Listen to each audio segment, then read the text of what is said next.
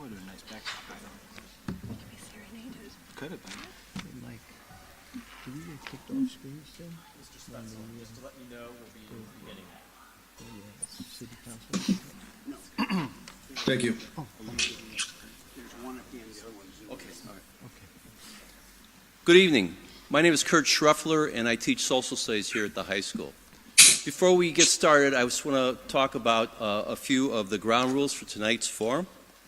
Open discussion, debate, or dialogue between candidates or from audience members is not permitted. All questions will be read by the moderators. Thank you for attending, and I hope tonight's forum helps inform your decision at the polls. Thank you. Excuse me, we can't ask questions here? They just came to ask questions. Josh will explain the protocol for tonight's meeting. My introduction will be a little more in-depth. Okay. Good evening, and welcome to the 2021 Avon Lake High School Candidates Night. That's a good point. This better? Thank you, I appreciate that. Good evening, and welcome to the 2021 Avon Lake High School Candidates Night. My name is Josh Kerner, and I'd like to thank everyone for being here. Tonight, we'll be hearing from Ward 3 Council candidates, as well as candidates for the school board. There are two people running for Ward 3 City Council, Deanna Lightner and Mark Spetzel, with one seat open. There are also four candidates running for the school board, Jennifer McAvina, Michael Sherban, Chip Minnick, and Al Shiaza, with two seats open. To begin, I'll give a brief overview of our schedule tonight. After our introduction, each candidate will have up to 5 minutes to introduce themselves. We'll then move into the question and answer part of the forum, where members of the audience can submit questions for the candidates. Audience members should have received a note card and a pencil when walking in. If you didn't receive them, students will be walking around with extra note cards and pencils. Throughout the event, these students from ALHS will be walking around collecting questions. If you have a question, please write it on the card, raise it in the air, and a student will be around to collect it. When writing your questions, please make sure to include which group should receive them, whether it be the Ward 3 Council candidates or the school board. Also keep in mind that we won't be reading specific questions to specific candidates. Rather, all candidates will have an opportunity to respond to each question, so please keep them general. Ward 3 Council candidates and school board candidates will be asked the same number of questions, though each group will receive different questions. Some of these questions will be generated by members of the audience, and other questions have been submitted courtesy of the ALHS government students. Due to time constraints, candidates will be limited to 90-second answers, timed by tonight's moderator. We'll only be able to take a limited number of audience questions, so there will be a point in which we're unable to accept any more questions from the audience. I'd encourage audience members to submit their questions earlier rather than later.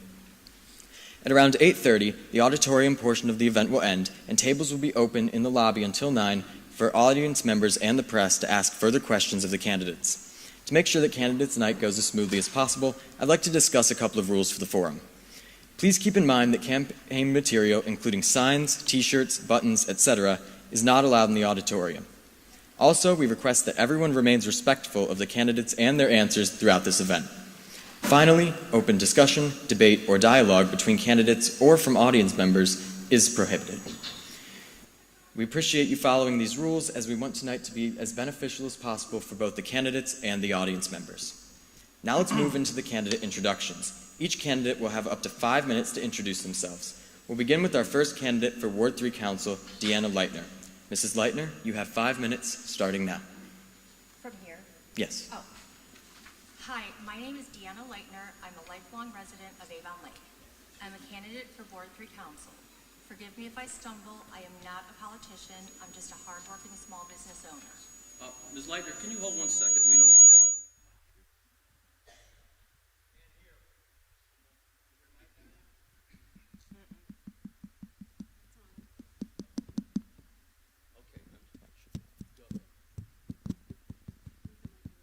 Do you want me to start over? Yes. Yes.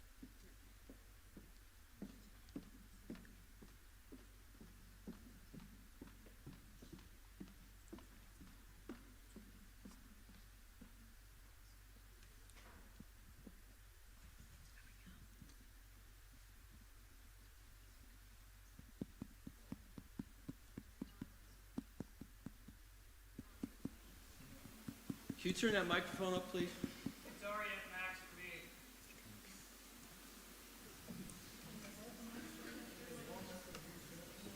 Yes, that's an option.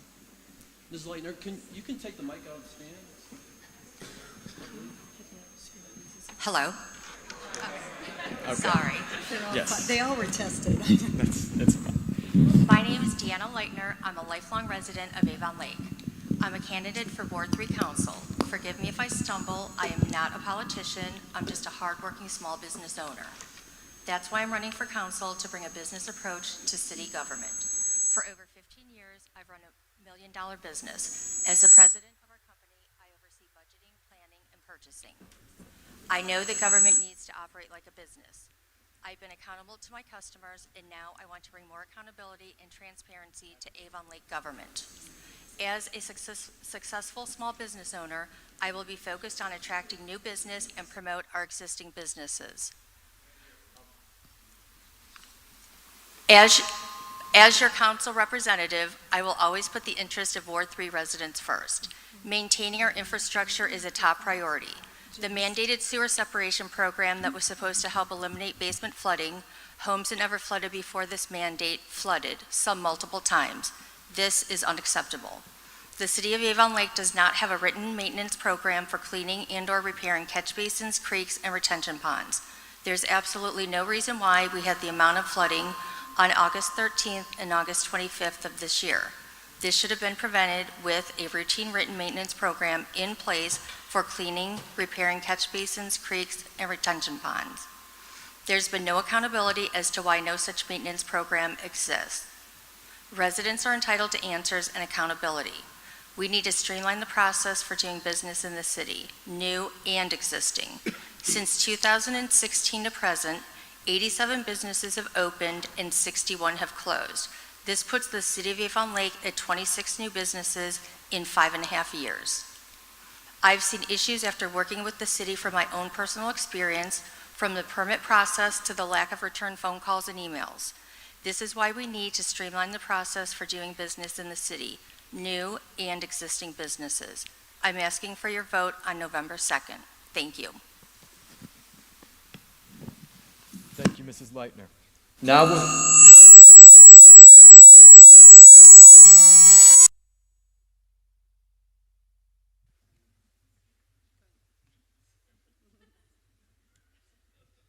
Thank you, Mrs. Lightner. I apologize for the technical issues. Now we'll hear from Mark Spetzel, the other candidate for Ward 3 Council. Mr. Spetzel, you have 5 minutes, starting now. I want to thank Avon Lake High School, Superintendent Bob Scott, Principal Mike May, and the faculty advisors Kurt Scheffler and Ann Myers, and Josh and the rest of the student representatives for putting on this great event. Hopefully you can hear me okay? While I'm disappointed that I cannot be there in person, I want to give special thanks to those who pivoted so effectively when I let them know I could not attend personally due to COVID protocol. Thank you for setting up the Zoom so I could participate. I have dedicated my life to the service of others, both personally and professionally. After nearly 35 years with Bay Village Police, I retired as police chief in 2020 and committed to serving my hometown community. I'm a third-generation Avon Lake High School graduate. My grandmother was in the first graduating class of Avon Lake High School. My father, me, and my brothers, all 3 of my kids, are all Avon Lake High School graduates. My hope is that at least some of my 5 grandchildren will also graduate from Avon Lake High School. I had the opportunity to coach my son for many years in sports and serve as a Cub Scout leader. My wife and I initiated an after-school program that served Avon Lake for many years.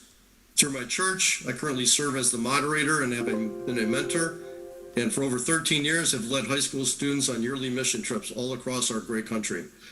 While attending Avon Lake High School, I knew law enforcement would be my future. I have 2 college degrees, both related to criminal justice. However, my courses were multidisciplinary, including public finance, accounting, sociology, political science, so I could broaden my perspective. I was blessed with an opportunity to go back to LCC and be an adjunct professor for many years in the criminal justice program and loved the experience. I'm also a graduate of the FBI National Academy and the Police Executive Leadership College, both of which concentrate on developing administrative, management, and I think most importantly, leadership skills. During my time in Bay Village, I served in all ranks from patrol to sergeant to lieutenant in charge of the Detective Bureau to chief. These positions provided me a breadth of experience in municipal government. During this time, I wrote legislation, policies, and guidelines, created and ran programs, reorganize the entire department to create efficiencies and create more public engagement, managed a budget of over $3 million, and in 2006 assisted in building a state-of-the-art police facility. For the last 13 months, I've been on Ward 3 councilman, being chosen by the current council to fill the unexpired term. It has been a great honor to serve the residents of Ward 3 and the entire community. As I have walked the city, I've learned that we have residents who are engaged and love our community. They also have concerns, from road conditions to stormwater management, excuse me, to public access of our Great Lake. They're concerned about taxes, but want to see our public safety services maintain a high level and desire more amenities. Thanks to our republic form of government, our community is able to make decisions that are important to us. The challenge will always be to provide superior services with limited tax dollars. A well-run, efficient government with a clear vision is the best mechanism for that to be a reality. It requires our representatives to be leaders, to understand the needs of the community, and to have a plan to bring the vision to fruition. Residents want to know their elected representatives are looking out for their best interests and not their own. They want to know their tax dollars are funding effective and efficient government services. They want safe communities, sound infrastructure, and amenities for their families. They want to trust that their elected representatives are experienced, knowledgeable, dedicated, and honest. And they want to know their voices will be heard. These are the things that my experience, knowledge, integrity, and passion will bring to the residents of Avon Lake. When I think about what draws people to Avon Lake, I think it's a safe community, it's great schools, great location, the small-time feel, and low taxes. It's my job as your representative to make sure it stays that way. Thank you. Thank you, Mr. Spetzel. Now we'll hear from candidates for the school board, starting with Jennifer McAvina. Mrs. McAvina, you have 5 minutes starting now. Let's do a sound check. Can you all hear me? Okay, excellent. Good evening, Avon Lake. First, thank you to the students for leading and moderating tonight's candidate night. What a great opportunity for you to be included in this process and have your questions answered. It is an honor to be with everyone here tonight. And to the other candidates here on the stage with me tonight and via Zoom now, the commitment to run for public office takes time, energy, and very thick skin. Thank you for your courage to run and give back to our community. We are living in challenging times, and people are tired and frustrated and emotional. Parents, teachers, children, and our entire community. We all want to be able to adapt to the challenges that we're facing today. My purpose for running for school board has been, is, and always will be our children. The educational curriculum is very important: science, math, history, and the arts, yet we cannot forget the social, emotional, and mental health of our students and staff. Without this in place, no learning is taking place. We have an obligation to develop strong, educated, capable graduates that are also kind human beings. Equity and inclusion are hard work every day to ensure that all are accepted and everyone has a seat at the table. Mutual respect and an openness to listen and learning from each other's differences enable us to evolve and grow. We can celebrate our differences around our common purpose, which is our children and the community we all call home. Everyone is welcome in Avon Lake, and I am running to protect this for today as well as the future. Thank you. Thank you, Mrs. McAvina. Next, we'll hear from Michael Sherban. Mr. Sherban, you have 5 minutes starting now. Test. My name is Mike Sherban. I'm a current school board member running for re-election. I would like to thank Mr. Schreffler and the students for putting this candidates night on. A little bit about myself. I'm a lifelong resident of Avon Lake. Went through all the schools, EastU, Learwood, and high school. Graduated high school in 1990. After high school, went to Miami University and earned a degree in manufacturing engineering. And then worked for 7 years as an IT and business consultant. After 7 years, I decided to go back to school. Went part-time at night, back to law school. And in 2005, earned my law degree from Cleveland Marshall College of Law. And since then, I've been an attorney ever since, with 13 years in private practice in large law firms downtown, and the last 3 as general counsel in-house for an engineering consulting firm. And I'm currently back in school again, part-time at night, working on my MBA, which I will graduate with this May. I'm married. My wife Meg's a teacher in Westlake, teaches 7th grade science. I have a daughter Emma, who is a 2020 graduate of Avon Lake High School, is currently at Miami University as a sophomore and studying to be an elementary school teacher. My son Matthew is a current freshman here at the high school. I've been involved in the community for a while. Before serving on school board, I've spent 7 years on the Avon Lake Planning Commission, first as a member and then as its chairperson. I'm a member of the Avon Lake Athletic Boosters, Drama Boosters, Choir Boosters. In the past, I've been involved with the Avon Lake Youth Baseball Federation as both an umpire and a coach. And outside of Avon Lake, I'm a former member of the Board of Trustees of the Cleveland Sight Center. The guiding principle that I use when making decisions on the school board is that our most important duty as a school is to prepare students for life beyond high school, wherever that path may lead. Some will choose 4-year colleges, some will choose 2, some will go to the military or trade school or right into the workforce directly after high school. But no matter what path they choose, our duty to them is to make sure that they are best prepared for life beyond high school. Now that doesn't just start in high school. We don't wait till the students get to 9th grade and then cram in how are we going to prepare them for graduation and life beyond. So as a member of the school board, we look at the whole academic career from kindergarten to 12 and make sure it all works seamlessly so each grade builds on the next one. So it's one fluid curriculum through so they will be prepared when they graduate high school. Also, there's 2 things that I hope the schools instill into students beyond grades and beyond the subject, and that's a strong work ethic and a willingness to learn new things, because paths change in life. No one knows exactly what they're going to be when they're in high school. If you would have asked me in high school or even college if I was going to be an attorney, I would have laughed at you and thought, no, I'm going to be an engineer that's going to design airplanes. But you never know where life's going to lead and your paths will change. But if you have those 2 things, a strong work ethic and a willingness to learn new things, you can be successful at wherever life leads you. Now, while serving on the school board, I'm proud of our record in Avon Lake schools. Avon Lake is consistently ranked one of the top school districts in the state of Ohio and even achieves rank nationally, as you saw maybe on the stickers on the school doors from World News and World Reports. I will work, if reelected, to continue that top ranking and ensure that the students have the best teachers and resources in place so we can fulfill that mission of preparing them for life beyond high school. If you don't have kids in school, why does this matter to you? Because strong schools equals strong communities. And Avon Lake, a lot of people come here to live because of our schools. It's a big magnet for people to move to Avon Lake. And you can see we're successful with all the construction going around town, and that means higher property values for everyone. I look forward to answering more questions during the Q&A about issues facing the school and look forward to meeting with you in the lobby afterwards. Thank you for your time. Thank you, Mr. Sherban. Now let's move on to the 3rd candidate for the school board, Chip Minnick. Mr. Minnick, you have 5 minutes, starting now. Okay, first question, how's the sound check? Okay, good evening. It's a pleasure to be with all of you tonight and with those of you watching online. My thanks to Mr. Schreffler, Mrs. Myers, the American Government students, and to Avon Lake High School for allowing us this opportunity to be here tonight as candidates for the Avon Lake City School Board. I wanted to give those of you whom I have not yet had the pleasure of meeting some background about me. I was born in Lorraine, and my parents moved our family here to Avon Lake in November of 1972. With the exception of my college years that were spent at Miami University, as well as 3 years after college living in the Columbus area, I've lived in Avon Lake for 42 years.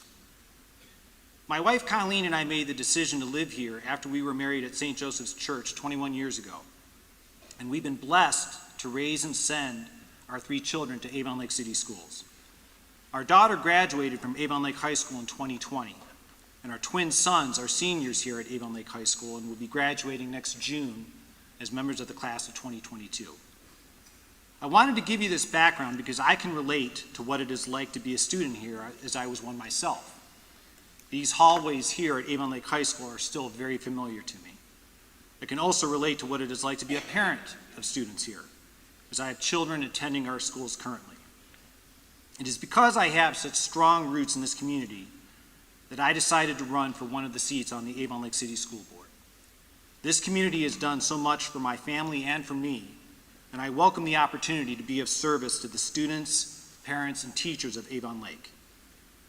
There are specific areas that I would like to address if elected to the Avon Lake School Board.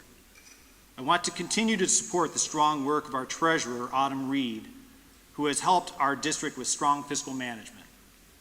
I believe providing our students a rigorous and diverse curriculum is essential in this competitive work environment. I support infrastructure improvements that are needed and will result in lower fixed costs and save our taxpayers money in the future. I want to help our students with mental health challenges that they may be facing. Last and certainly not least, to continue to explore and expand new technologies in our schools. Tonight, you will hear from all of us about the various issues that confront our schools. I would be remiss if I did not address the realities of the exceptionally polarizing environment that we are all confronted with by television and social media platforms, where we see or read about how communities around the country are clashing with elected members of school boards. If you have not visited my Facebook page, which is facebook.com/chip for ALCS, I ask that you do so. I've posted some valuable information from the Ohio School Boards Association on my page. Here are some items that you will see when you visit my Facebook page that has a link to the Ohio School Boards Association. We are asked to remember that our first and greatest concern must be the educational welfare of all students attending the public schools. Among other crucial responsibilities for a board member are to delegate authority for the administration of the schools to the superintendent and staff, encourage ongoing communications among board members, the board, students, staff, and the community, and to render all decisions based on the available facts and my independent judgment rather than succumbing to the influence of individuals or special interest groups. I bring up these pieces of information for a simple and straightforward request. I ask that you consider these conditions as you listen to all of us tonight, discussing the issues that are currently impacting our schools, as well as what could potentially impact our schools. I ask that you consider these terms on what would make someone a strong member of the school board, as we all want to avoid creating more polarization within our community. My pledge to all of you here tonight, and those of you watching online, is to always be approachable and respectful of your concerns that you bring to my attention. If you ask me a question that I do not know the answer to, please be sure that I will seek out the information you seek and I will respond to you accordingly. It is my commitment to all of you to work well with our other school board members, as well as our superintendent, treasurer, and director of curriculum. As I said previously, I've been a lifelong resident of Avon Lake. I've always taken pride in how our community has come together for events such as our parades or our football games on Friday nights. There's an old proverb that says, if you want to go fast, go alone. If you want to go far, go together. I ask all of us here tonight and those watching from home to continue to come together to do what is best for our students and our school district. That would be time. Thank you, Mr. Minnick. Now we'll hear from our last candidate for the school board, Al Shiaza. Mr. Shiaza, you have 5 minutes starting now. Does everyone hear me okay? No? Hang on.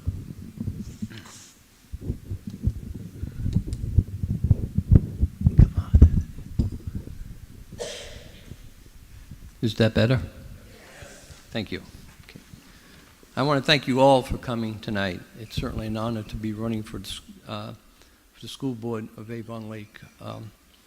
I've been a member of the community here for 32 years. I've had 2 children that have gone through the school system, and I'm very honored that they certainly got an excellent education, and I like to see that continue if I'm elected as a board member. I want to say it's been an interesting journey. I've met many of our citizens along the way, and I want to say we are truly blessed as a community that has some truly amazing people that are concerned about the community as well as the school board. What got me here? I wasn't looking to run. I started to look at the condition of education back in the spring. I saw issues as critical race theory, comprehensive sex education, and the 1619 project as being concerns. They were disturbing. These programs were undoubtedly, to me, disturbing divisive and degrading. I should mention I didn't see any added value to the education of our students, nor did I see any of the American principles that certainly has led me throughout my lifetime. Question came up here, and I used the word surprise. These programs showed up in school districts both nationally and locally. The question came to me, how did this happen? Well, looking a little deeper, I saw external pressures from school boards, as well as this included our own school board, from the federal government, and from special interest groups. As a society, I'm just going to say we weren't paying attention, and I concluded this was not going to happen in Avon Lake. I then decided it was time to take action. I decided to run. I picked up my motto has been our schools, our kids, and our responsibility. I started to look at our schools, the condition, situation in which we had here. I attended board meetings. I attended each of the last 6 months of board meetings. I addressed the school website in great detail. I spoke with parents, citizens, and students. I requested an interview with the school administration and school board members. I want to thank them all. They were all very accommodating, and in many cases I came back quite a few times. I can't thank them enough on that. I asked questions regarding our policies, our curriculum, our programs, our finances, our condition of our schools, any problems that, again, were of concern here. I also addressed the controversial issues that I mentioned early on. As a school board member, I realized that this is a very serious position. It takes a lot of time and a lot of effort. Mike, I give you credit for what you've done over the last several years. What I learned in addressing these people and really digging into this, I found that parents and citizens seem to be very dissatisfied with the school system, with the school board in particular. They felt betrayed. They felt there was a lack of accountability. There was a lack of transparency and confidence in the board. They felt their voices weren't heard, nor, if they happened to be, they weren't acted on. Where did this disconnect come from? Well, I just want to mention to you some of the items that I did come across. The 5-year forecast. Well, 5-year forecast shows currently we have a $16 million surplus. In 5 years, we'll have a $1 million deficit. Okay. This is before the announcement of closing the power plant. That in itself would take away $2.5 million per year off of that income coming in. The condition of our buildings. I found this as a surprise. Our buildings were just evaluated by the state. They sent in a committee here. And they came back and said that we need $93 million in repairs. Now, out of that, I want to mention there's been a push to have air conditioning in some of these buildings. This doesn't include air conditioning. That would be extra. That would require us to tear down several of the buildings that are of concern here. Thank you, Mr. Shiaza. We'll now move into the question and answer portion of tonight's forum. At this time, I'd like to introduce tonight's moderator, Lily Grabowski.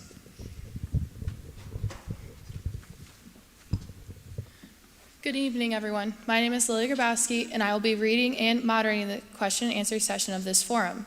Before the forum, each candidate was given the same questions to prepare for. The school board got the same questions, just as the Ward 3 council candidates got the same questions. Each candidate will be given 1 minute and 30 seconds to answer each question. Then we will collect some questions from the audience and ask them to the candidates as well. To reiterate, there will be no back and forth discussion between the candidates and the audience. Please save any personal questions for the candidates until the open tables after the event concludes. Thank you. Our first question will be for the school board candidates. Mrs. McAvina, you will be first. What do you perceive as the most pressing issue facing Avon Lake City Schools, and how would you plan to address this issue if you are elected? Your time will begin now. From the moment that I decided to run, I have taken the time to interview different people in the community to listen and learn their perspectives. All current school board members, Mayor Zilka, Mr. Scott, Dr. Debe, parents, community members, and every principal from each of our 7 school buildings, as well as the director of our LEAPS pre-K program. Although each had their unique individual story, they all shared the same common concern: to nurture the social and emotional needs of our students and staff, to give them rich educational experiences that are the events our children will remember. It is the role of the school board to provide best educational opportunities for our students and to establish policies in our school system. This enables the administration and staff to do what they were hired to do: educate our children. We are a pre-K through 12 school district. A strong preschool experience dramatically improves overall school performance. Our comprehensive educational support should start as early as age 3 and should continue to remain strong as our children move through the school buildings. We also need to provide graduating seniors more options for their future. A 4-year college or university may not be the best choice at that time for students. Trade schools, culinary school, internships, and the military should all be equitable options for consideration. If elected, I will continue to prioritize social and emotional well-being and accommodations for all students through regular staff student check-ins and access to relevant resources and programming. Thank you. Thank you, Mrs. McAvina. Next, we'll move on to Mr. Minnick. Your time will begin now. Well, I know that we're going to be addressing financial concerns about Avon Lake City Schools in another question, but I believe our future budgets need to support the changing needs of our student population and the transformation of our curriculum. We have earned a tremendous reputation for preparing our students for college, and I certainly do not want to do anything to detract from what we're doing here. On the other hand, I believe we can do better to help support our students who prefer to choose a career in the trades or military. Presently, there are current processes that create a stigma for those students who choose something outside of a 4-year college program. If a student struggles academically at the beginning of their freshman year, it seems like a default reaction to recommend going into the trades versus promoting a career in the trades all throughout the entire educational process from kindergarten up through high school. As we all know, not all students learn the same. It's important to create alternative pathways to success for those who are not presently demonstrating mastery of various subjects in a traditional academic classroom. My plan to address these issues is to evaluate the present use of counselors in all schools and adjust job description and placement to accommodate the social, psychological, and academic challenges that students face at all schools throughout all levels of their educational experience. Thank you, Mr. Minnick. Mr. Shiaza, we will ask you the same question next. Your time will begin now. As I stated in my opening statement, we need to improve our accountability and transparency to the community. The best way to assure this is to have a complete and open dialogue with the parents and citizens who are major stakeholders. I look at the financial picture. As stated, our 5-year forecast addresses a grim picture which only gets bleaker when you look closely as to what's going on. We don't need any surprises here. We already have a high tax burden in our community. I mentioned the $93 million regarding the condition of our buildings. This was very surprising to me. This shows a complete lack of long-term financial and infrastructure planning. The information must be made available immediately to the community. We need to have a commission or group that will provide a continual update on this situation. Solutions require us to be complete independent analysis of what the repairs are and what immediately needs to be addressed. I really feel that my engineering background too could be very helpful in evaluating this. I look at our curriculum. Although much of our curriculum is in fact on the website, I spoke with Mr. Debe who addresses this, and we could expand the ability to review the curriculum by having an area in our Avon Lake Library that would contain printed information as well as any digital information that's addressed by our students in their classes. Mr. Shiaza, this will conclude your time. Thank you. Finally, Mr. Sherban, we will be asking you the same question. You may begin now. So I'd like to use a metaphor for this. I view our mission to educate and prepare students as a three-legged stool resting on solid ground. The three legs that support that mission are teachers, the admin and support staff, and our buildings and physical infrastructure. And of course, the ground is the community, because at the end of the day, it's the community that supports a school district. Well, the weakest leg right now in that stool is our buildings and physical infrastructure. We have elementary schools that were built in the 1950s along with our junior high. Many parts of those schools look the exact same as when I attended them back in the 70s and 80s, and they weren't new back then. They have outdated systems. There's no the HVAC is outdated, the electrical is outdated in many standpoints. They're costly to maintain, and they're inefficient to heat.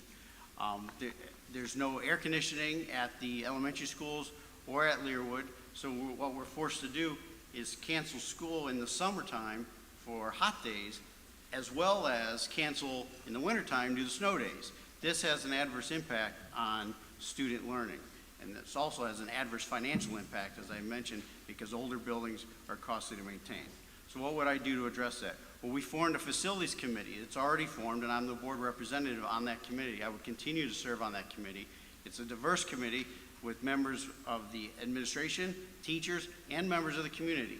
And we're working through that report that was mentioned earlier from the state of Ohio and looking at options and developing action items to deal with our aging infrastructure.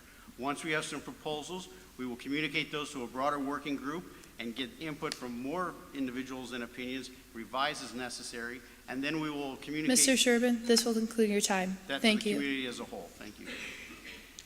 Our next question is for the City Council Ward 3 candidates. Mrs. Lightner, we will begin with you. What previous experience do you have that would qualify you for serving on the City Council? Your time will begin now.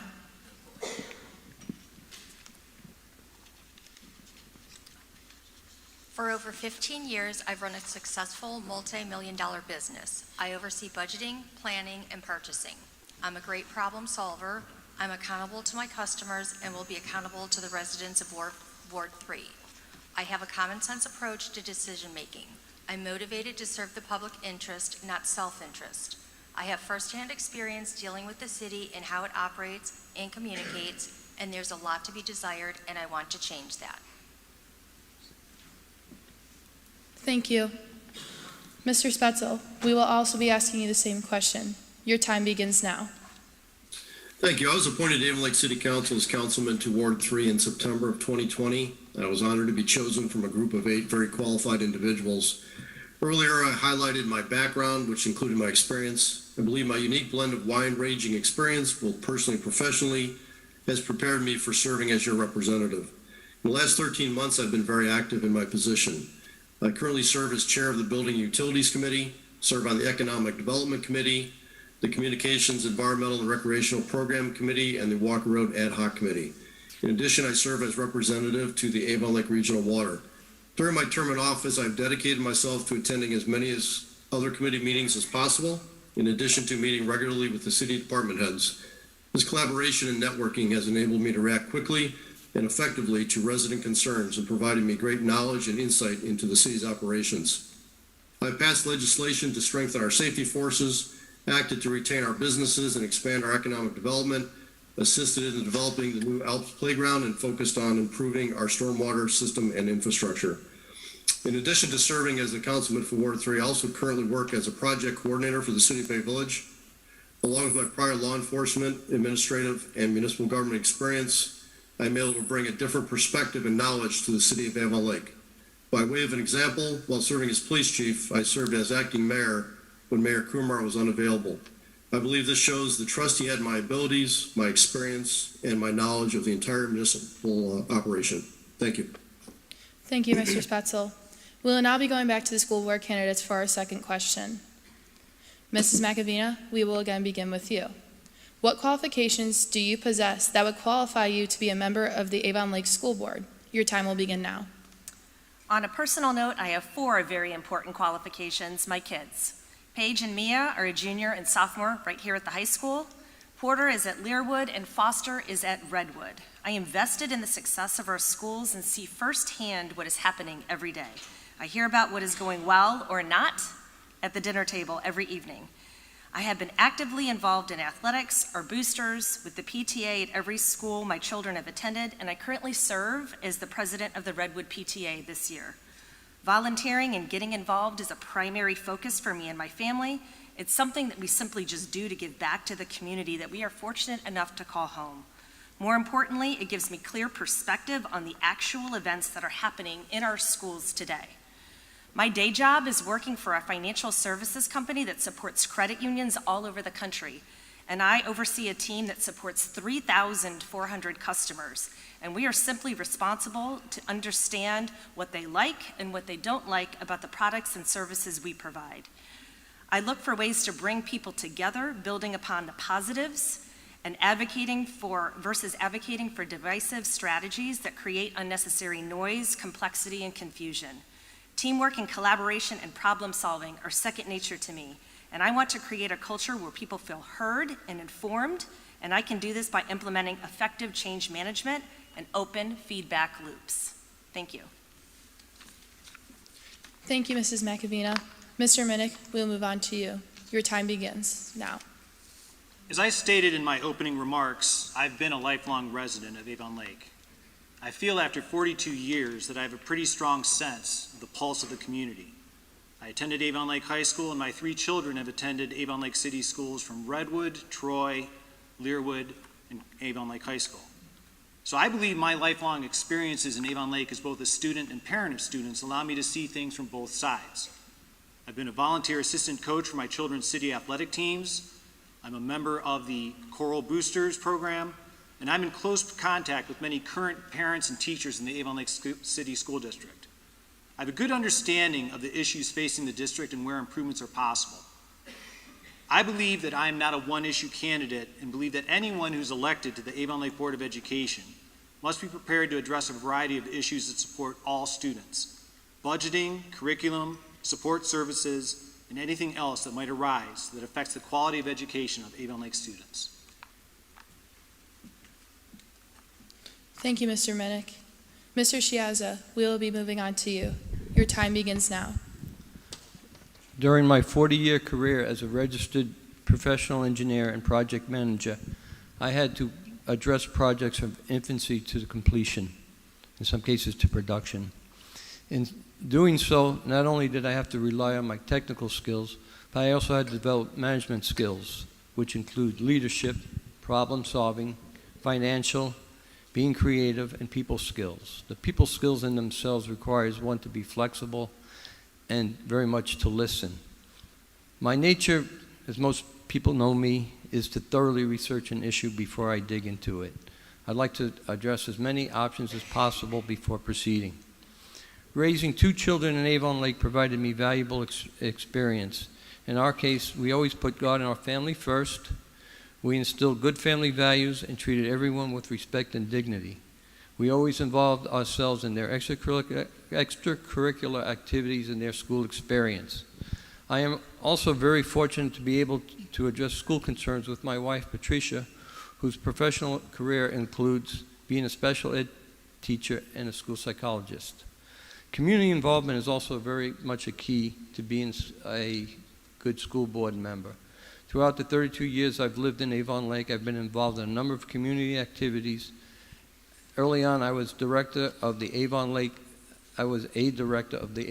Soccer League. In the last few years, I've been president of St. Vincent de Paul Society of Lorain County. We assist those, regardless of their race, religion, or status, in meeting their financial and emotional needs. Mr. Chiazza, this will conclude your time. Thank you. Mr. Sherban, we will be moving on to you. Your time will begin now. 3 things: my education, my work experience, and my experience with Avon Lake City Schools. With degrees in engineering, law, and business, that provides me with a broad base of knowledge to tackle the issues that are facing the school district. But more importantly, those 3 degrees, while seemingly diverse, have one thing in common: they teach you to approach issues logically and pragmatically. In my work experience, I've spent over 20 years as a consultant, as an attorney, and while those may sound like different careers, both of those have one thing in common. All of them involve solving issues for your clients effectively and efficiently. And if you don't solve them effectively and efficiently, you don't get repeat clients and you don't last very long in those professions. Both also involve working in teams, as a consultant in project teams, as an attorney in litigation or deal teams, which fits my style because I like to work in teams and get multiple viewpoints and hear all opinions before making an informed decision on how we should proceed. My experience in Avon Lake City Schools, I'm the only candidate on stage, and in fact the only person on the school board that has been a student in the Avon Lake City Schools, a parent of children in the Avon Lake City Schools, and a board member. Those offer three valuable perspectives when making decisions. I've literally sat in the same seats as some of those students, so I know how the students may be affected by decisions that we are making on the school board. I have kids in the school district, so I know how those decisions are going to affect parents that have children in the school board as well. And being a board member allows me to hear feedback from all the community, whether they have kids in school or not, and hear all opinions on an issue before, again, making an informed decision. Mr. Sherban, this will conclude your time. Thank you. Our next question will go back to the Ward 3 City Council candidates. At this time, I would like to make a quick note that at the conclusion of this question, ALHS students will be coming around one more time to collect the last of the note cards for any audience questions. Again, Mrs. Lightner, we will begin with you. What specific changes do you believe need to be made to improve Avon Lake as a whole? Your time will begin now. The city needs a flooding maintenance program. I touched on this earlier. There needs to be a checks and balance system in place to ensure that this program is followed and done properly, and all parties are held accountable. We need to ease up on the zoning requirements. Zoning is necessary, but it's to the point of being excessive. Avon Lake has a reputation for being a hard city to work in, and we need to change that. We need straight answers and streamlined processes to be efficient to serve all residents and businesses. Thank you. Thank you, Mrs. Lightner. Mr. Spetzel, we will be asking you the same question. Your time begins now. Thank you. There are numerous issues, but I believe I have time to focus on a couple items. First, we need to focus on managing the city's growth. As Avon Lake grows, the demand for city services grows. Since 2000, Avon Lake has seen its population grow almost 50%, yet our work city force has not kept pace. We need to be, we need to carefully consider how to keep up with the demands placed on all city departments in an efficient and fiscally responsible manner.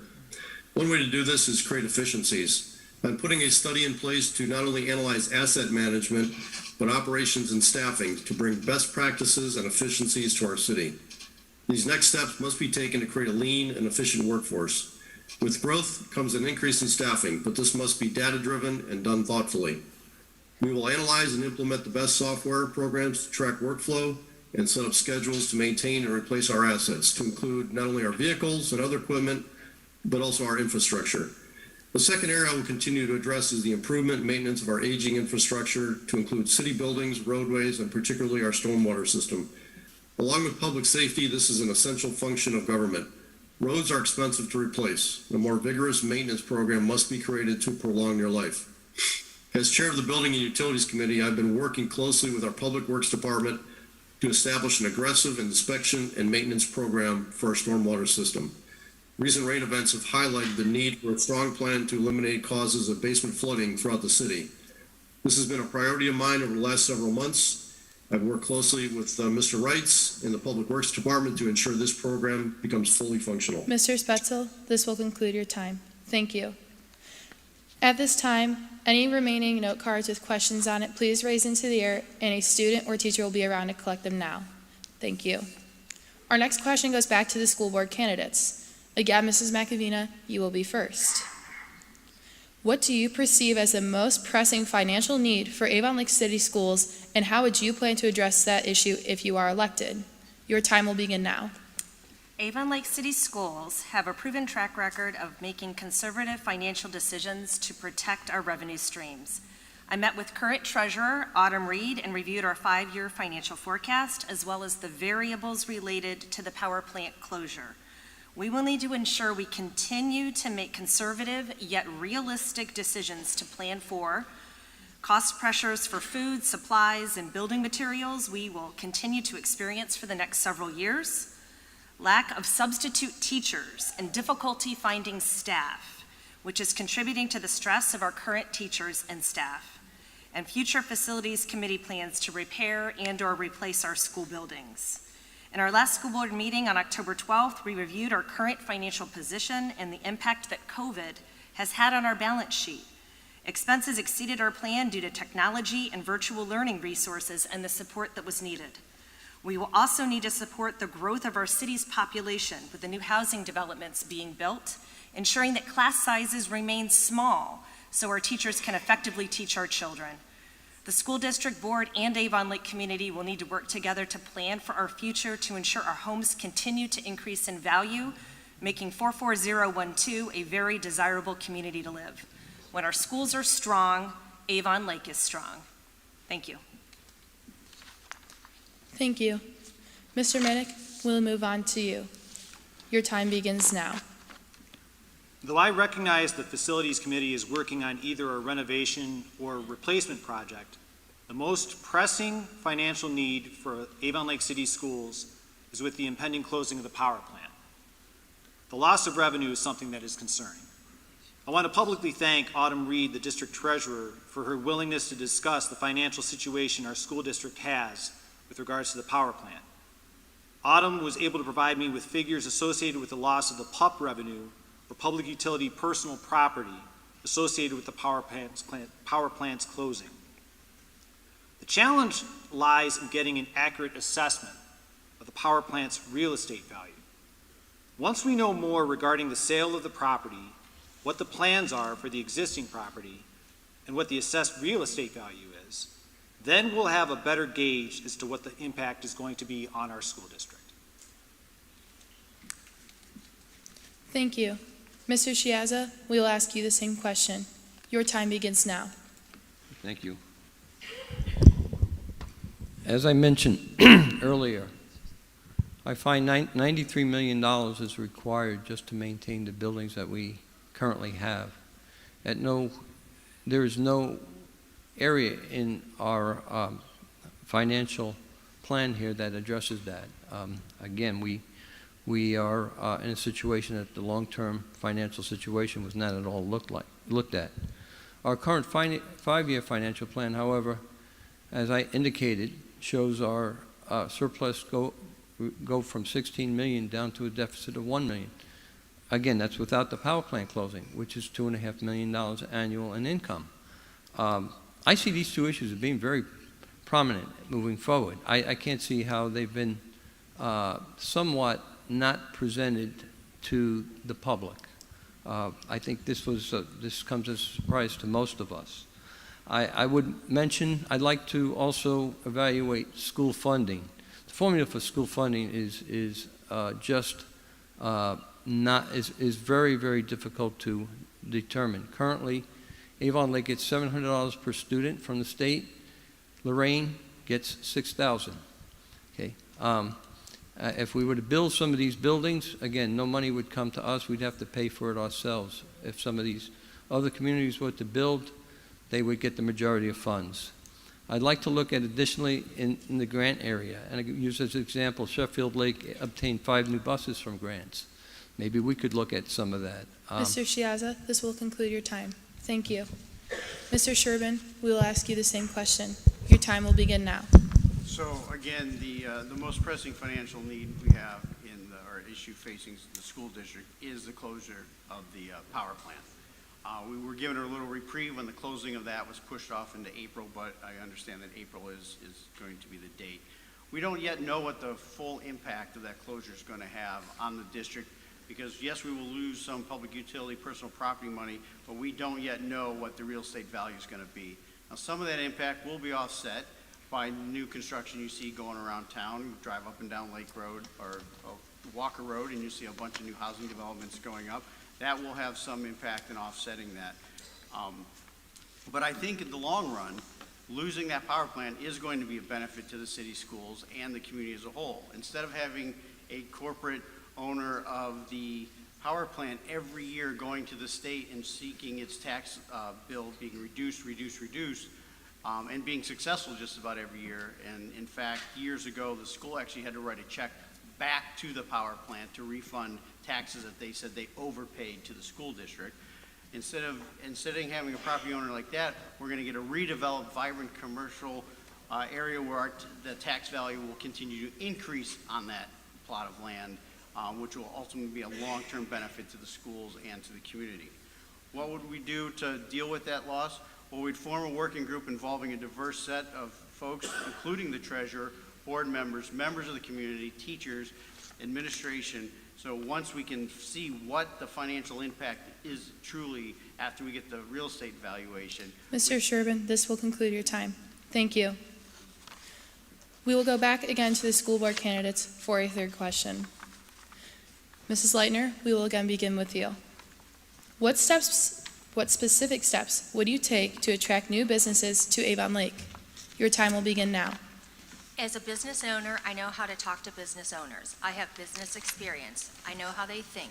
We need to have an updated website welcoming all businesses and walking them through the process of doing business in Avon Lake. Have a point of contact person that follows up and follows through with interested parties and reporting back to council. Have exit interviews with businesses that leave the city. We can learn what we need to work on and see what is working. Promote all existing businesses. This way, potential businesses will know the city is invested in them. Update the city website and list businesses by category so potential businesses can see what we have and what businesses are needed. I can make these things happen. Thank you. Thank you. Mr. Spetzel, we will ask you the same question. Your time will begin now. Thank you. The city currently has several programs for businesses. This past Monday night, we passed an expansion of our Jobs Growth Incentive Program. Businesses that show growth will receive back 35% of their increase in income tax expense that they incur. If they continue to grow, that percentage goes up each year. In addition, opportunities are available for property tax credits for businesses that are building or expanding, and of course, working with the school board on those. As a result of the COVID pandemic, our businesses suffered like most did last year. Avon Lake used the Coronavirus Aid, Relief, and Economic Security Act money to give grants to our local small businesses. Monday, I helped pass legislation that allowed the use of the American Rescue Plan Act to fund 60 additional grants up to $2,500. We've also been streamlining the process for new businesses looking to start up in Avon Lake. This was cumbersome at best. This new process basically cuts through the red tape and will assist and encourage new growth. We're also modernizing our planning and zoning code to be more business friendly, including allowing for the possibility of mixed overlay districts. This allows for residential to be included in our current commercial areas to make them more enticing to our newer generations. Think of a Crocker Park Light. This is an opportunity for developers to bring this new product to Avon Lake. Lastly, with the closing of GenOn Power Plant, we have the unique once-in-a-lifetime opportunity to remake our business environment. The redevelopment of the land along the lakefront will shape Avon Lake and boost economic development. As a member of the Economic Development Committee, I'm working with the new owners of the property and their representatives to ensure the residents and the business owners will have their voices heard and help shape the vision of this exciting opportunity. Success will require creating a clear vision, strong leadership, and analyzing all available options. Mr. Spetzel, this will conclude your time. Thank you. At this time, we will now move on to a couple of questions from the audience. The same rules will apply. 1 minute and 30 seconds for each candidate to answer, and there will be no open discussion included. Candidate order was chosen at random out of a hat to ensure fairness among the candidates. Our first question is specifically for the school board candidates. This question states, college may no longer be the kids' best options out of high school. How do you plan to change this belief that all students are college bound? We will begin with Mr. Minnick, and your time will begin now.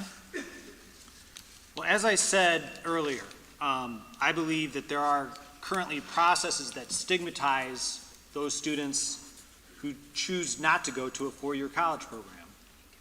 It seems as though that it's almost like a punishment to kind of say, why don't you go to JVS instead of an encouragement, when we all know within this community how there's a pressing need for skilled people within the trades. I would be remiss if I didn't bring up the fact that the military is also an honorable and viable option that I think that should also be encouraged. So I think, again, as I said earlier, I think that we need to create alternative pathways to success for those who are not necessarily demonstrating mastery of various subjects in a traditional academic classroom.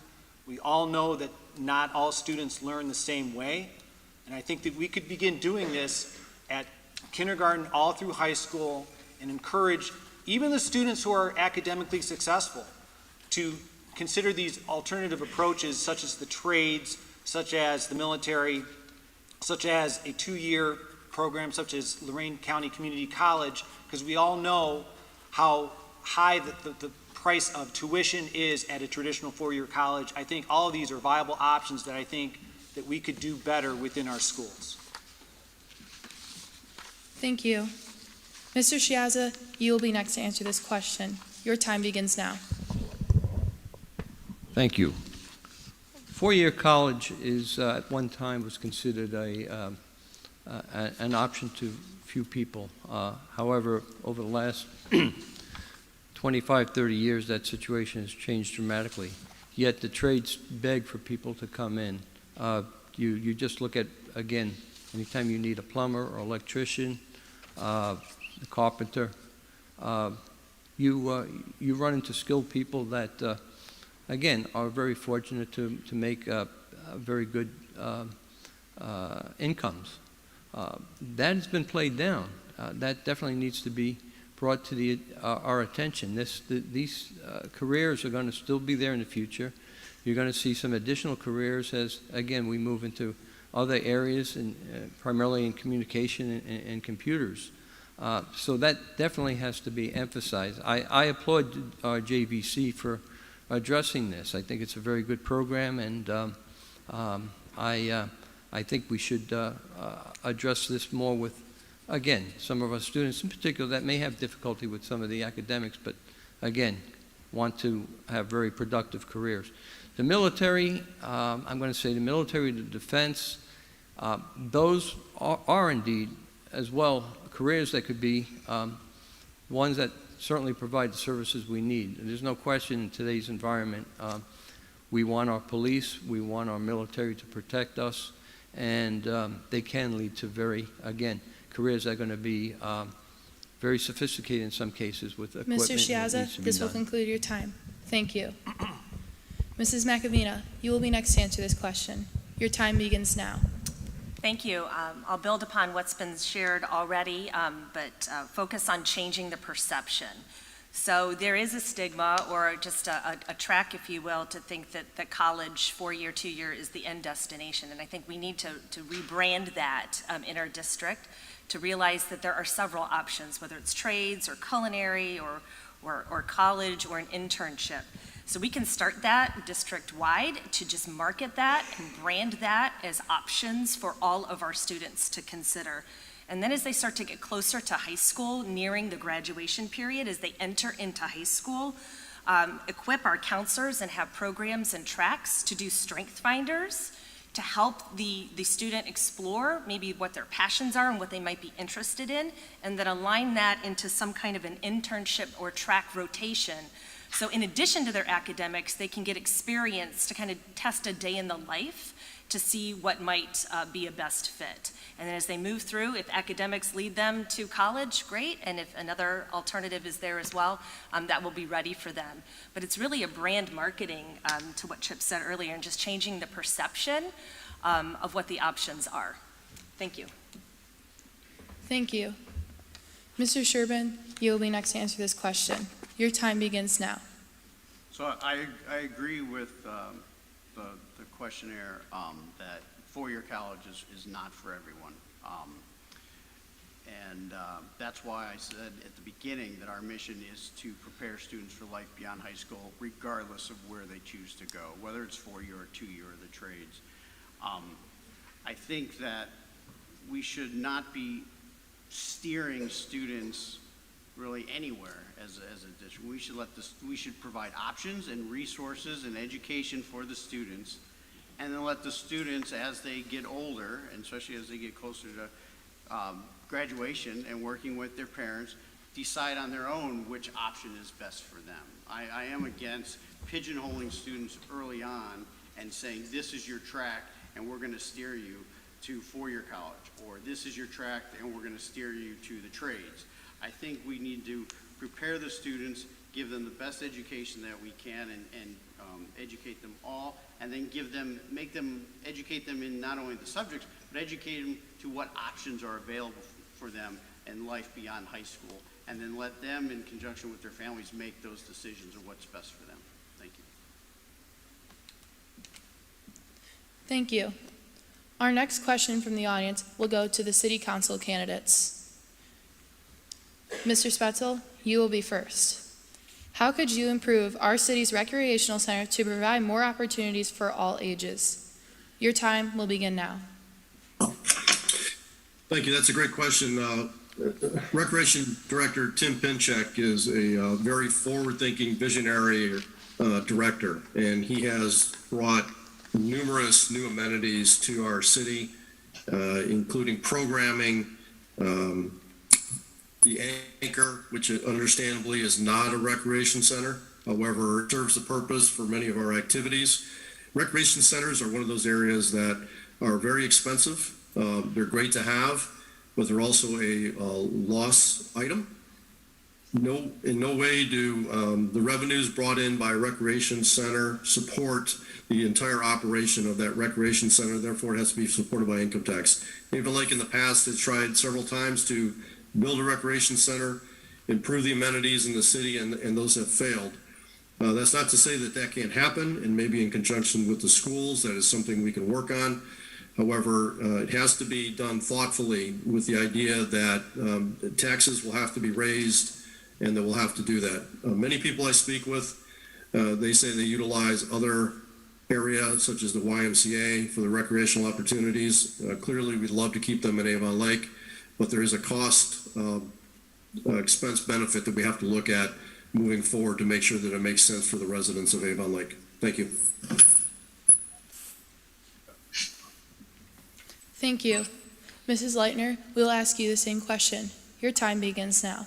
I think a start to improve the rec department for all ages would be have more input from the community, because it just seems like that for the rec center, it's directed towards certain people and certain activities.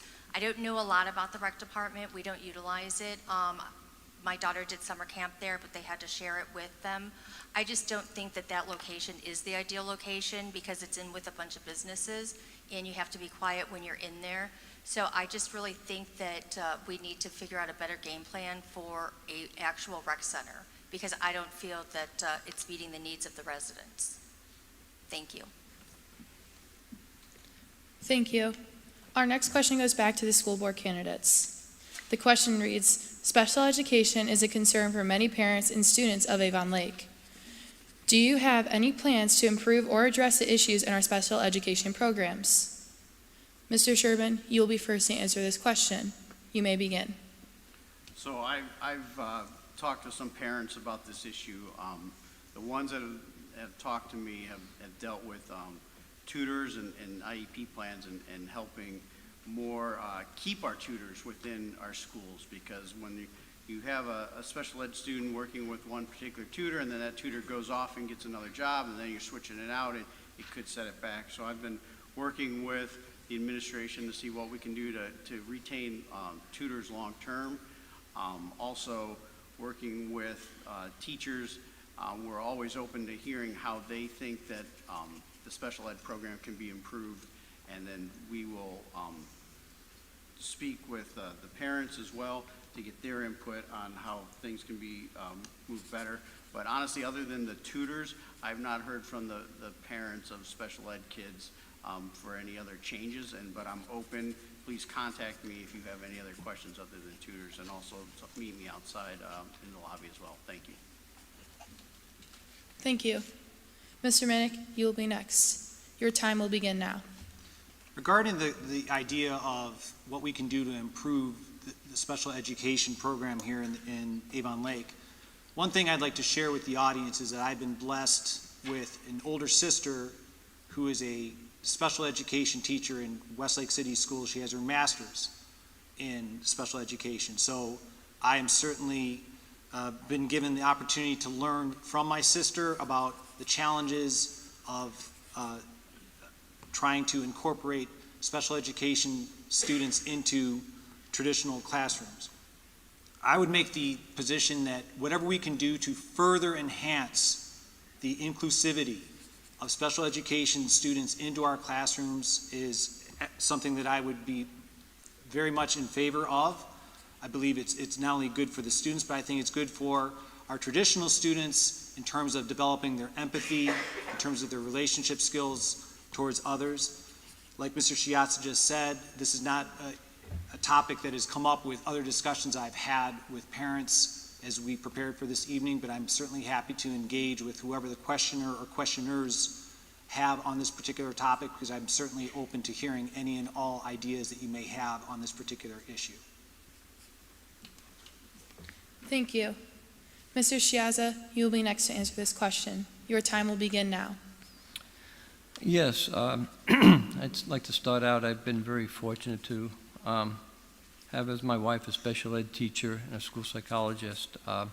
Through the years, I've seen the dedication she's had in trying to address the children that she had as students.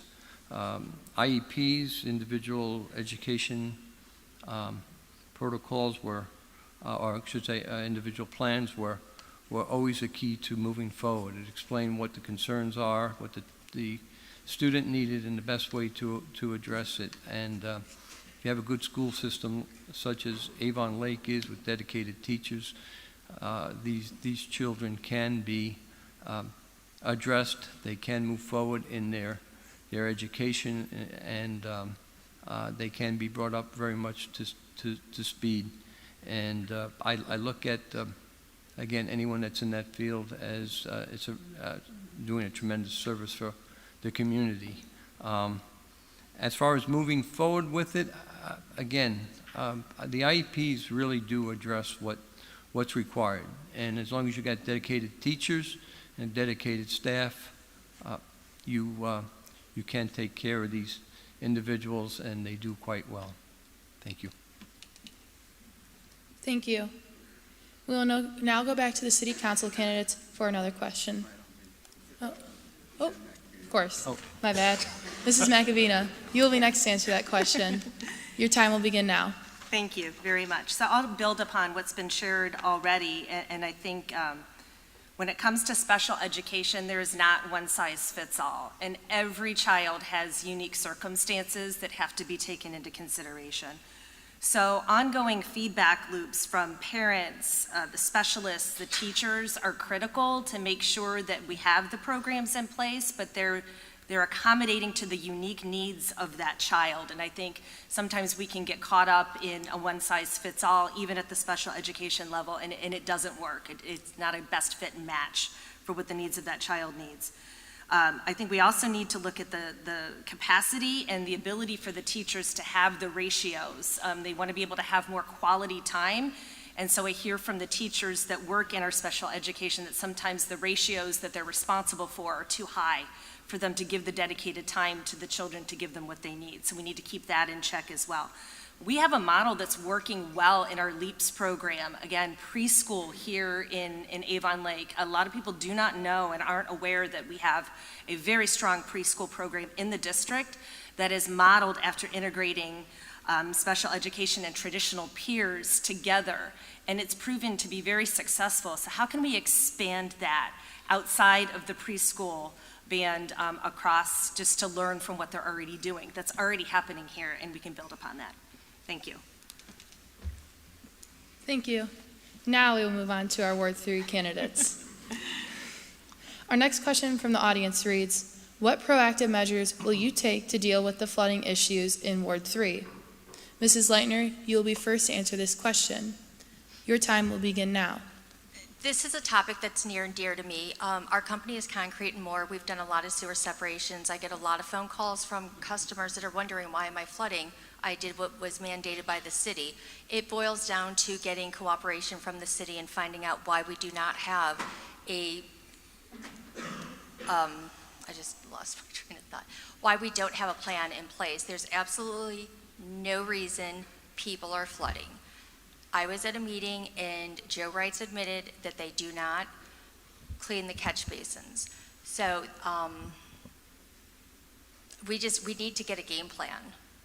I don't think very well on my feet, but thank you. Thank you. Mr. Spetzel, we will be asking you the same question. Your time will begin now. Thank you. We are already making strides in improving and recognizing that there are problems in Ward 3 and throughout the city. There's a variety of reasons. We've had basement floodings, which means there's going to be a variety of solutions to those issues. I will say that prior to this year, the city did not have an annual inspection and maintenance program of the storm sewers. Through my efforts, we have changed that. We do now. We're buying a new piece of equipment that's called a backhaul that'll be able to clean out catch basins. In the past, these were done on a complaint basis only, or if there was an issue. Moving forward, these will be cleaned out on an annual basis. And there are a lot of them. So we have to devote the resources and the time to get that done. We've also been looking at inspection of Route 83.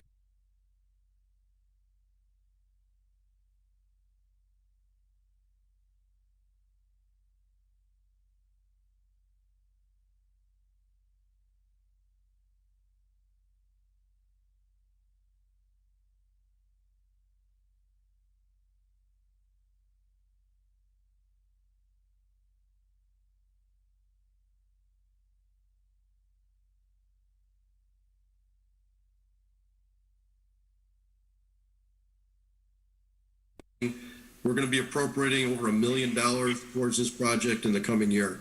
So we'll be able to make a good start in alleviating these issues for our Ward 3 residents. Thank you. Thank you. Our next question will go back to our school board candidates. This question from the audience reads, COVID protocols have been a concern for many parents over the last 18 months. Please give an example of how you would address COVID concerns on the school board. Mr. Shiaza, we will begin with you. Your time will begin now. In regards to COVID protocol, we have a school, we're dealing with young adults or young children, I say anywhere from 5 years old to 18. These children seem to fare well with COVID. I know there's been a lot of concerns. The school has been very active in updating this COVID issue on a daily basis, providing numbers on the number of people that do have COVID, the number that are quarantined. It is my thoughts that, again, that the concerns of the child are utmost with the parent. No parent can provide any better, no school can provide any better situation in addressing the health needs of a child. Therefore, I conclude that as far as the concerns on mask mandates, which continue to be implemented, I believe it's up to the parent to decide whether they want their child to go to school with a mask or not, or whether they'd like that child to just stay at home because their concerns are much greater. Thank you. Thank you. Mr. Sherban, we'll be moving on to you for this question. Your time begins now. So obviously there's been no more hot button issue facing the school board and the district than the COVID protocols for this year. Last year, we were one of the few schools in the area to be able to offer in-person learning 5 days a week and keep the students in school for the full year. We were able to do that by also giving the parents an option to put for the ones that weren't comfortable with that, to go online and learn that way, and then to bring them back in this year. Over the summer, we offered a remedial program to let them catch up if they fell behind while they were at home. This year, we did not have the funds available to offer the full-blown online option. So right now, I have heard from both sides of this issue, and it is impossible for this issue for everyone to agree. You're either on one side or the other, and you have to pick one side or the other, whether we're going to have to require masks or not require masks. So we went out, as the administration has done in the past, seeking medical advice from the Cleveland Clinic, from university hospitals, local boards of health, state boards of health, and came up with a plan, what is best to keep all the students in school every day so we didn't have to close down schools for breakouts, And so that's the plan and the policy and the protocols that the administration put together. The board supports that plan. I know there's talk that we abdicated our responsibility by letting the superintendent make those decisions. Couldn't be Mr. further from the Sherban, truth. this will conclude your time. Thank you. Mrs. McAvina, you will be next to answer this question. Your time will begin now. Sure, I think it was just said by Mike, we have to do whatever we need to do to keep the children in the classroom. That's where learning happens best. I don't think anybody wants to go back to having virtual learning. I work with teams all across the country, and every single one of my colleagues, many of them, they're still not back in school. So we're very fortunate to be able to have our kids in school where the best learning can happen and keeping our kids healthy and safe. I think we need to add more transparency as to why decisions are made and how they're made, how things are calculated, and have more open line communication with parents and families in the community, perhaps adding in some town hall meetings or sidebar abilities for that dialogue to happen. Right now it is happening in the school board meetings, and it's just not an environment that creates healthy dialogue so that questions can be asked and answered, and people can understand and be a part of the decisions and the dialogue. So I think there's an opportunity to add more transparency so that people can be a part of the solution. Thank you. Thank you. Mr. Minnick, you will be next to answer this question. Your time will begin now. Well, I agree with something that Mr. Sherban just said, that it's an impossible question to satisfy. There are going to be people that no matter what I say are going to be angry if I'm for the mask mandate, if I'm against the mask mandate. In the interest of full disclosure, I'm fully vaccinated, my wife is fully vaccinated, our children are fully vaccinated. On the other hand, I fully understand the challenges and the concerns that parents have about vaccinating their children, and I do respect your individual decisions. Something that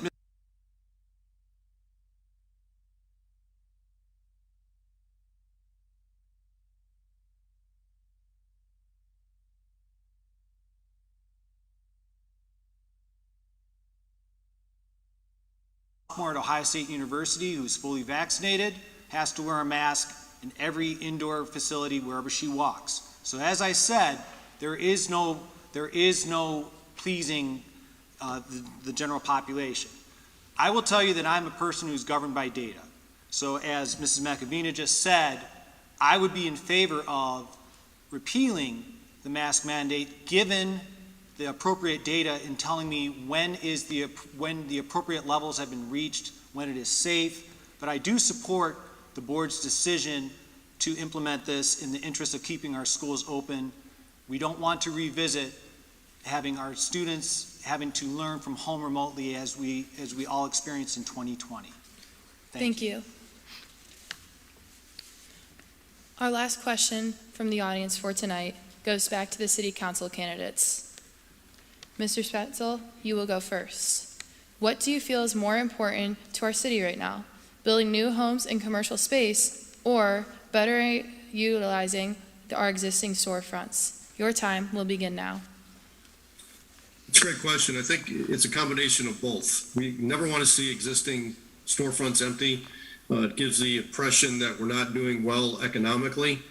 I don't know that there's room currently for new construction of commercial properties. However, when we look at the power plant closing, that whole area on the west side will be revitalized and you will see new commercial growth over there. And I think that's where we want to concentrate. Our land use plan has identified 3 areas in the city that are ripe for commercial redevelopment. The Lear Road area south of Electric, the town center at 83 and Walker, and the west end down by Beach Park.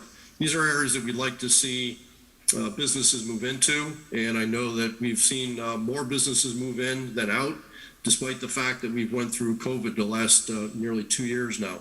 So I think we're making great progress. The commercial properties that we have, we'd like to see them filled up, and then we can work on bringing additional. But that's entirely up to the developer, of course.